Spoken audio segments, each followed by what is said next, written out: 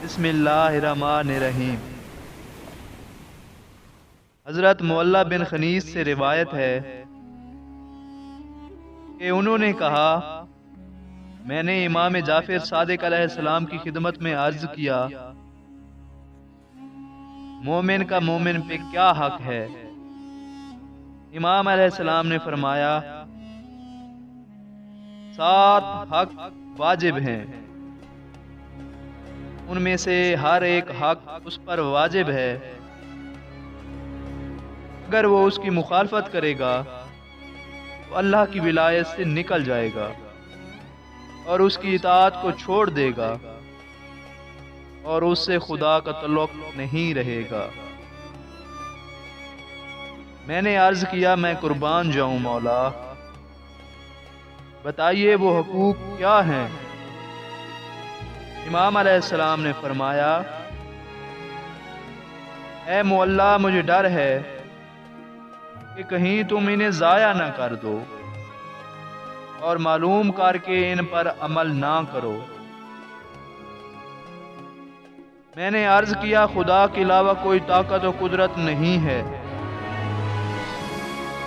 یعنی میں اللہ کی پناہ مانگتا ہوں۔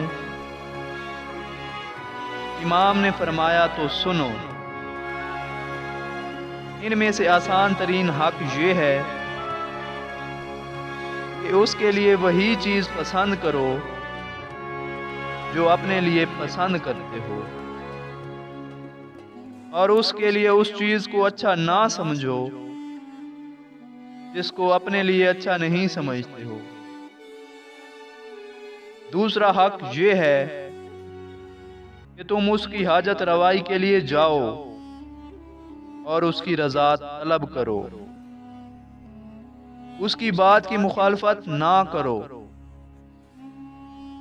تیسرا حق یہ ہے کہ تم اپنے جان و مال، ہاتھ، پیر اور زبان سے اس کے ساتھ صلہ رحمی کرو۔ چوتھا حق یہ ہے کہ تم اس کی آنکھ، اس کے رہنما اور اس کے آئینہ بن جاؤ۔ پانچواں حق یہ ہے کہ اگر وہ بھوکا ہے تو کھانا نہ کھاؤ، اگر وہ بے لباس ہے تو تم کپڑے نہ پہنو، اگر وہ پیاسا ہے تو تم سیراب نہ ہو۔ چھٹا حق ایسا نہیں ہونا چاہیے کہ تمہارے پاس بیوی ہو اور تمہارے بھائی کے پاس بیوی نہ ہو، اور تمہارے پاس نوکر و خادم ہو اور تمہارے بھائی کے پاس نہ ہو۔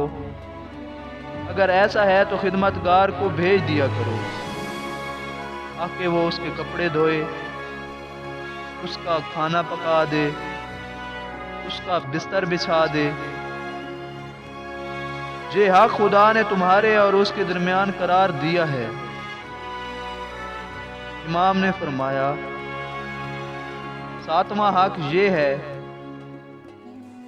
اس کو اس کی قسم سے بری کر دو، اس کی دعوت کو قبول کرو، وہ بیمار ہو تو اس کی عیادت کرو اور اس کی حاجت روائی میں پوری کوشش کرو، اور یہ نوبت نہ آنے دو کہ وہ تم سے سوال کرے، اور اگر سوال کرے تو اس کی حاجت روائی کے لیے دوڑو۔ اگر تم نے اس کے ساتھ ایسا ہی کیا تو تم نے اپنی ولایت کو اس کی ولایت سے اور اس کی ولایت کو خدا کی ولایت سے متصل کر دیا۔